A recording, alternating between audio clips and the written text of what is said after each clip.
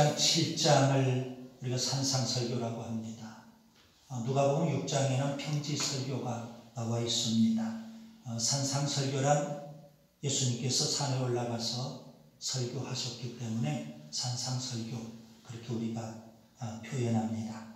오늘은 산상설교의 첫 시간입니다. 산상설교의 내용을 살펴보기 전에 먼저 산상설교의 서론에 대해서 말씀을 드리겠습니다. 예수님께서 산상설교를 하시게 된 배경은 뭘까요? 문맥을 통해서 우리가 살펴봐야 됩니다. 마태복음 4장 17절에 보면 예수님 공생의 사역이 시작이 됩니다. 회개하라, 천국이 가까이 왔느니라. 그렇게 공생의 사역을 시작하신 예수님, 마태복음 4장 18절부터 22절에 보면 4명의 제자를 부르십니다. 베드로, 안드레, 야고보, 요한. 나를 따라오라. 내가 너희를 사람을 낚는 어부가 되게 하리라. 그렇게 말씀하시고 제자들을 부르셨습니다. 그렇게 예수님은 공생의 사역을 본격적으로 시작하십니다. 마태복음의 저자 마태는요, 마태복음 4장 23절에 예수님의 공생의 초창기 사역을 3가지로 정리를 했습니다. 첫째, 예수님은 회당에서 가르치셨다는 겁니다. 두 번째, 천국 복음을 전파하셨다는 겁니다. 그리고 세 번째, 백성 중에 모든 병과 모든 악한 것들을 다 고치셨다는 겁니다. 3가지 사역이죠. 가르치시고 전파하시고 고치시는 사역을 하셨습니다. 그렇게 예수님께서 공생의 사역을 시작하시니까 오늘 본문에 보면 수많은 사람들이 소문을 듣고 예수님 앞에 몰려들었습니다. 그래서 예수님은 산으로 올라가셨고 그때 제자들이 더 가까이 예수님 앞에 나아왔고, 그래서 예수님은 그들을 향해서 설교를 하십니다. 그것이 바로 마태복음 5장, 6장, 7장에 나오는 산상설교입니다. 우리는 여기서 3가지 중요한 단어를 기억해야 됩니다. 하나는 복음이라는 단어, 또 하나는 제자라는 단어, 그리고 또 하나는 천국이라는 단어입니다.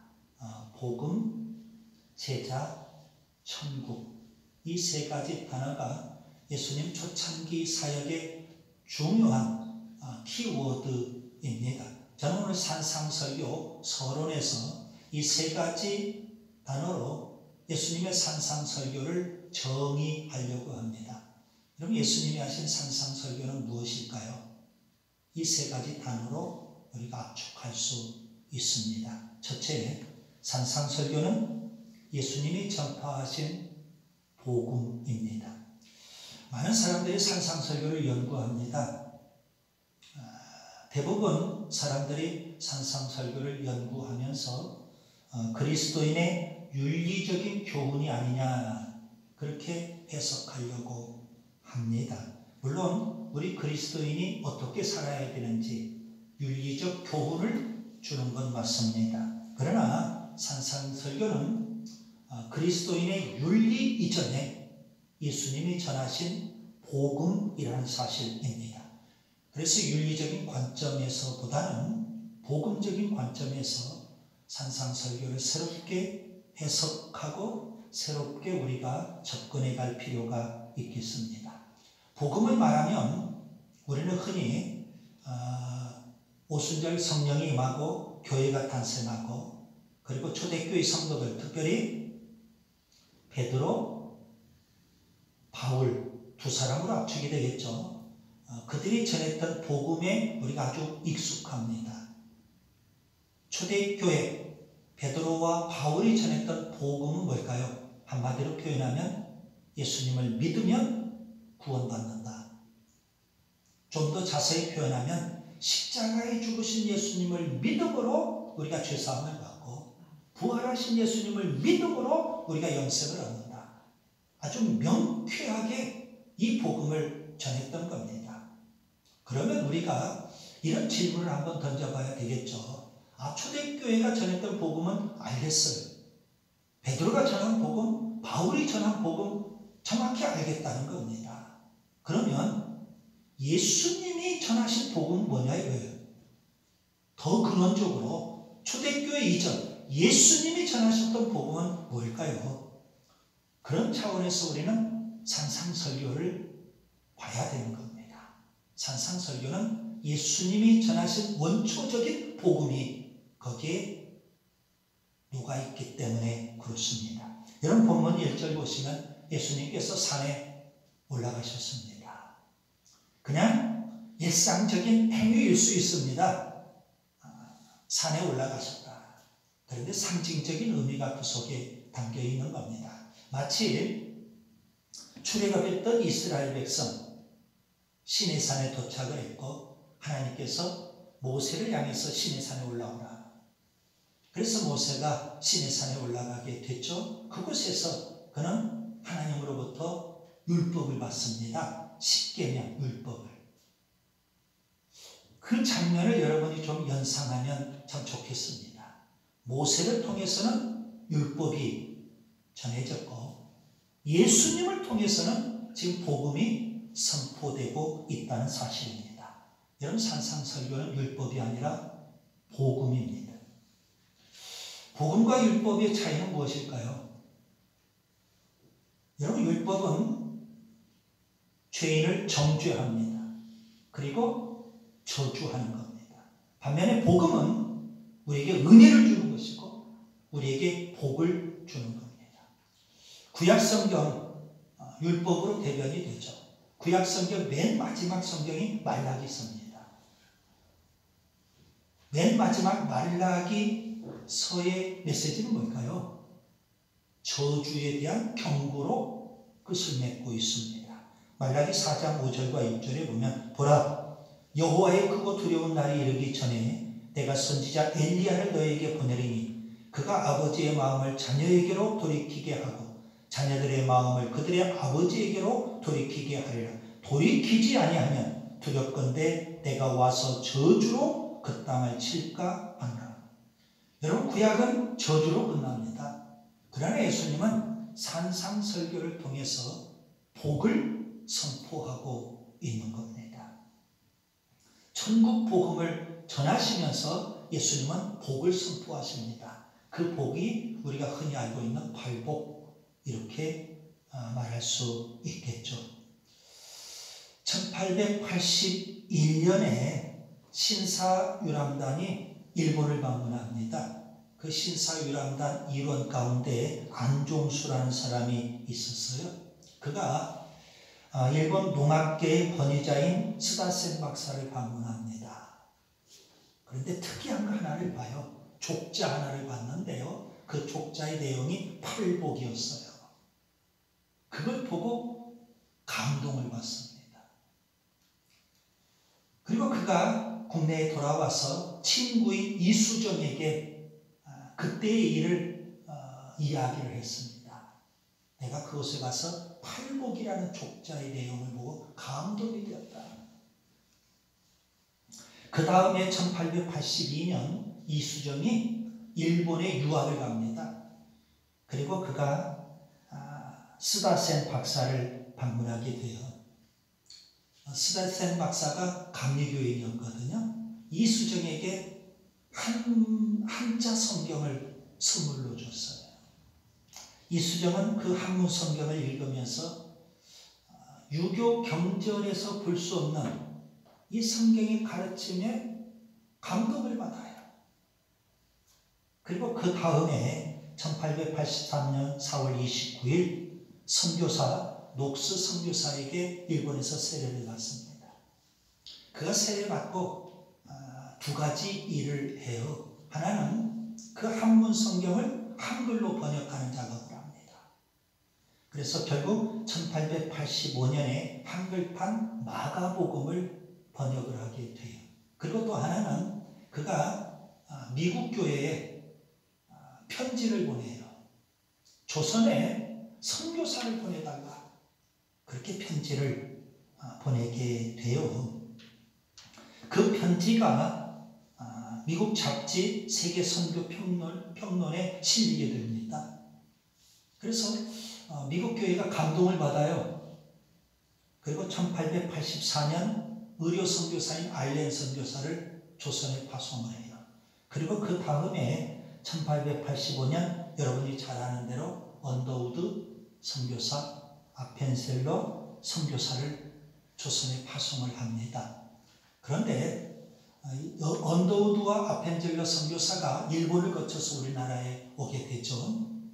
일본에서 이수정이 번역한 마가복음을 들고 우리나라에 선교사로 들어오게 되었던 겁니다. 여러분, 초창기 선교 역사에서 아주 중요한, 아주 유명한 인물 이수정이 있다는 사실입니다. 그가 어떻게 해서 하나님 앞에 돌아오게 되었을까요? 산상설교 때문이었습니다. 여러분, 산상설교는 예수님이 전파하신 원초적인 복음이라는 사실입니다.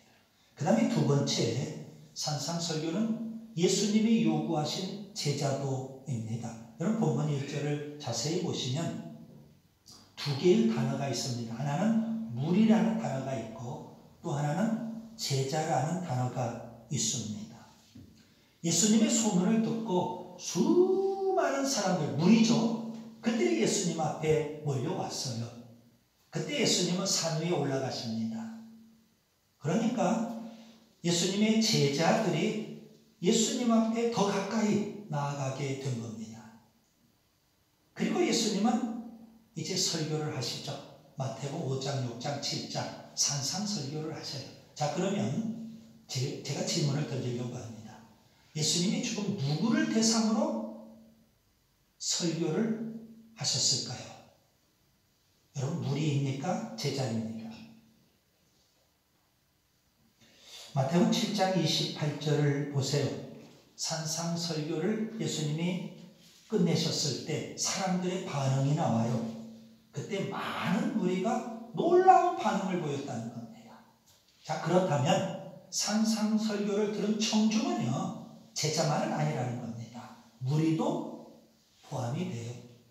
무리와 제자, 그들 모두에게 예수님이 산상설교를 하셨어요. 그런데 예수님의 관심은, 설교자인 예수님의 관심은 많은 사람, 무리가 아니라 소수의 제자였던 겁니다. 왜 그렇게 말씀드릴 수 있을까요? 그 산상설교의 내용이 수많은 사람들을 대상으로 일반적인 말씀을 하신 것이 아니라 제자들에게 요구하는 수준 높은 제자도에 대해서 말씀하고 있기 때문에 그렇습니다. 자, 그렇다면 여러분, 무리와 제자의 차이는 무엇일까요? 무리는 예수님의 모든 병과 모든 약한 것을 고치신다는 소문을 듣고 예수님 앞에 왔던 사람들입니다. 그들은 갈릴리에서뿐만 아니라 데가볼리, 그리고 심지어는 예루살렘, 유대 지경 수많은 사람들이 옵니다. 오늘 본문에 보니까 요단강 건너편까지 소문이 났고 수많은 사람들이 예수님 앞에 몰려왔던 겁니다. 반면에 제자는요, 베드로, 안드레, 야고보, 요한, 그런 사람들에게 예수님이 직접 부르신 자들입니다. 나를 따라오라. 예수님의 부르심에 그들은 즉각적으로 결단합니다. 모든 것을 버리고 예수님을 따랐어요. 즉각적인 결단과 헌신이 있어요. 그런 사람을 우리는 제자라고 부르죠. 무리는 자신의 요구를 채우는 사람, 자신의 필요를 채우는 사람이라고 한다면, 제자는 예수님의 요구, 예수님의 필요를 채우는 사람이었습니다. 여러분은 예수님의 제자입니까? 아니면 무리입니까? 여러분, 예배당 안에도 설교를 듣는 많은 사람 가운데 제자도 있겠고요, 또 많은 무리도 있을 법합니다. 그러나 예수님의 관심은 무리가 아니라 제자에게 있었던 겁니다. 수준 높은 제자도를 예수님이 요구하고 계시기 때문이에요. 여러분, 예수님을 따르는 제자라면 뭔가 달라야죠. 무리와는 뭔가 달라야 할 겁니다. 저는 산상설교를 통해서 예수님을 따르고 예수님을 추종하는 제자라면 최소한 3가지는 달라야 된다는 겁니다. 마태복음 5장에서 하나, 6장에서 하나, 7장에서 하나. 마태복음 5장에서는 성품이 달라야 됩니다. 여러분, 마태복음 5장 3절부터 10절을 보면 팔복이 나오죠.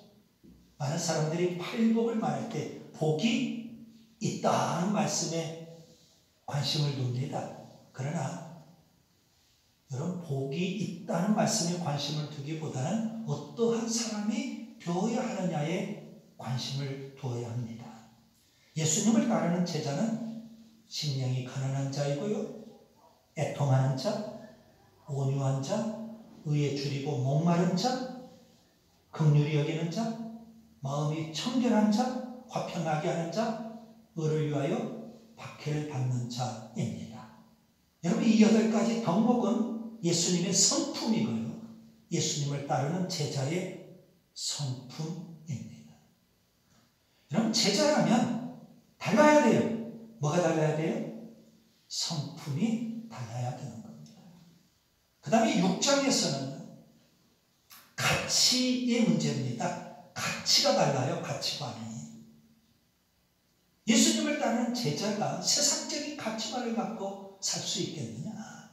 세상 사람들은 돈의 가치를 두죠. 명예의 가치를 두죠. 권력의 가치를 두죠. 지식의 가치를 두죠. 예수님을 따르는 제자라면 하나님에게 가치를 두는 겁니다. 마태복음 6장 24절에 주님은 아주 단호하게 말씀하십니다. 한 사람이 두 주인을 섬기지 못할 것이니 호기를 미워하고 저를 사랑하거나 호기를 중히 여기고 저를 경히 여김이라. 너희가 하나님과 재물을 겸하여 섬기지 못하느니라. 가치가 달라요. 가치관이 다르다고요. 제자라면. 그 다음에 3번째, 마태복음 7장에서 행동이 다릅니다. 대부분 사람들은 말 따로 행동 따로 그렇게 살죠. 그래서 입술로는 주여 주여 합니다. 그런데 행동은 불법을 저지릅니다. 그러나 예수님을 따르는 제자는요, 말씀대로 사는 사람입니다. 마태복음 7장 24절을 보세요. 누구든지 나의 이 말을 듣고 행하는 자는 그 집을 반석 위에 지은 지혜로운 사람 같다. 여러분, 산상설교에서 예수님이 요구하신 제자도는요, 굉장히 수준이 높아요. 일반 사람들이 그 말씀대로 살 수 없을 정도로 높은 수준의 제자도를 주님이 요구하시더라는 겁니다. 산상설교는 뭘까요? 예수님이 요구하신 제자도이거든요. 여러분, 우리 모두가 다 좋은 제자가 될 수 있기를 바랍니다. 그 다음에 3번째 산상설교는 예수님이 약속하신 천국입니다. 예수님 공생애를 시작하시면서 마태복음 4장 17절에 보면 회개하라, 천국이 가까이 왔느니라. 천국에 대해서 말씀을 하세요. 예수님이 선포하시고 예수님이 약속하신 천국은 어떤 것일까요? 우리는 흔히 천국 가면 천국에 간다, 그렇게 생각을 해요. 천국에 간다. 그런데 예수님은 천국이 온다, 그렇게 표현하셨어요. 회개하라, 천국이 가까이 왔느니라. 우리는 천국에 간다고 생각하는데 예수님은 천국이 온다, 이렇게 표현하셨거든요. 여러분, 성경에는 2가지 유형의 천국을 말하고 있어요. 가는 천국이 있고 그 다음에 오는 천국이 있는 거예요. 우리가 가는 천국, 그리고 우리에게 오는 천국입니다. 여러분, 우리에게 오는 천국은 현재적인 거예요. 우리가 가는 천국은 미래적인 겁니다. 우리에게 오는 천국은 통치적인 개념이에요. 왕권. 우리가 가는 천국은 공간적인 개념이에요. 왕국. 차이가 있죠? 우리에게 오는 천국은요, 마귀 사탄의 나라와 대조가 돼요. 우리가 가는 천국은 지옥과 대조가 되는 겁니다. 여러분, 예수님께서는 우리가 가는 천국보다도 우리에게 오는 천국에 훨씬 더 강조점을 두고 있습니다. 누가복음 17장 20절과 21절, 하나님의 나라는 볼 수 있게 임하는 것이 아니요 또 여기 있다 저기 있다고도 못하려니 하나님의 나라는 너희 안에 있느니라. 천국이 우리 안에 있다는 겁니다. 하나님의 통치, 하나님의 주권이 임하는 곳, 그것이 바로 천국인 줄 믿습니다. 여러분, 우리가 죽어서 가는 천국, 가는 천국 이전에 오는 천국, 그것을 우리가 이 땅에서 경험해야 됩니다. 하나님의 주권을 인정하고 하나님의 통치를 받고 하나님의 백성으로 우리가 이 땅에 살아야 한다는 말씀입니다. 여러분, 우리가 어떻게 하면 오는 천국을 경험하며 살 수 있을까요? 회개하라, 천국이 가까이 만나니라. 회개 없이 천국이 없고요. 회개하고 우리가 뭐 해야 돼요? 예수님을 믿어야 되죠. 그래서 저는 이렇게 표현할 수 있습니다. 회개 없이 천국 없고 믿음 없이 천국이 없습니다. 여러분, 예수님 왜 이 땅에 오셨을까요? 이 땅에 오신 목적이 무엇일까요? 죄로 인해 죽을 수밖에 없는 우리를 구원하기 위해서 예수님이 이 땅에 오셨습니다. 그래서 예수님은 십자가에서 못 박혀 죽으신 거예요. 우리의 모든 죄 문제를 해결하고 우리를 구원해 주셨습니다. 또 하나의 목적이 있습니다. 예수님은 마귀의 일을 멸하기 위해서 오셨습니다. 요한일서 3장 8절에 하나님의 아들이 나타나신 것은 마귀의 일을 멸하려 하시니라. 여러분, 이 세상은 공중의 권세 잡은 자들이 다스리는 것이에요. 그렇기 때문에 죄가 왕노릇하고 죽음이 왕노릇해요. 이 땅에 사는 모든 사람들이 다 마귀 사탄의 지배를 받고 조종을 받아요. 그래서 죄가 왕노릇하니까 죄가 요구하는 대로 죄짓고 살아요. 그리고 끝내는 죽음이 왕노릇하니까 죽고 말아요. 그런데 예수님은 이렇게 말씀하셔요. 요한복음 12장 31절에 이제 이 세상에 대한 심판이 이르렀으니 이 세상 임금이 쫓겨나리라. 여러분, 여기 이 세상 임금은 마귀 사탄을 가리키거든요. 예수님 십자가로 죄와 죽음을, 마귀 사탄을 다 물리치셨습니다. 십자가 위에서 그 악한 세력을 다 물리치시고 주님은 선포하셔요. 다 이루었다. 구원의 역사를 이루신 줄 믿습니다. 여러분, 산상설교를 우리가 관찰해 보면 독특한 구조가 있다는 것을 알게 됩니다. 산상설교 시작은 발복으로 시작하죠. 산상설교의 끝은 뭘까요? 마태복음 7장 21절부터 27절에 보면 말씀대로 행하는 자를 말하고 있거든요. 여러분, 산상설교 시작과 끝은 다 천국을 주제로 하고 있어요. 팔복만 봐도 팔복의 첫 번째 복, 여덟 번째 복이 다 천국에 대한 이야기예요. 그렇다면 산상설교는요, 독특한 구조에 천국으로 시작해서 천국으로 끝나고 있는 거예요. 여러분, 팔복을 보세요. 산상설교의 시작이 있죠. 팔복 가운데 첫 번째 복은 심령이 가난한 자의 복입니다. 마태복음 5장 3절 심령이 가난한 자는 복이 있나니 천국이 그들의 것이며, 팔복 가운데 마지막 복 여덟 번째 복은요, 의를 위하여 박해를 받는 자의 복이죠. 마태복음 5장 10절 보시면 의를 위하여 박해를 받는 자는 복이 있나니 천국이 그들의 것이며, 이렇게 천국을 주제로 해서 시작을 해요. 산상설교의 결론 부분을 가보세요. 마태복음 7장 21절 나더러 주여 주여 하는 자마다 어디에 들어가지 않아요? 천국에 들어갈 것이 아니요 다만 하늘에 계신 내 아버지의 뜻대로 행하는 자라야 들어가리라. 여러분, 이러한 구조를 우리가 안다면 이렇게 결론 내릴 수 있겠죠. 산상설교의 주제는 천국, 예수님이 선포하신 천국 복음이라는 사실입니다. 이제 말씀을 정리합니다. 마태복음 5장, 6장, 7장 산상설교입니다. 수많은 무리가 그 설교를 들었지만 예수님의 제자들이 더 가까이 나와서 산상설교를 들었어요. 여러분, 산상설교는 세 가지 특징이 있습니다.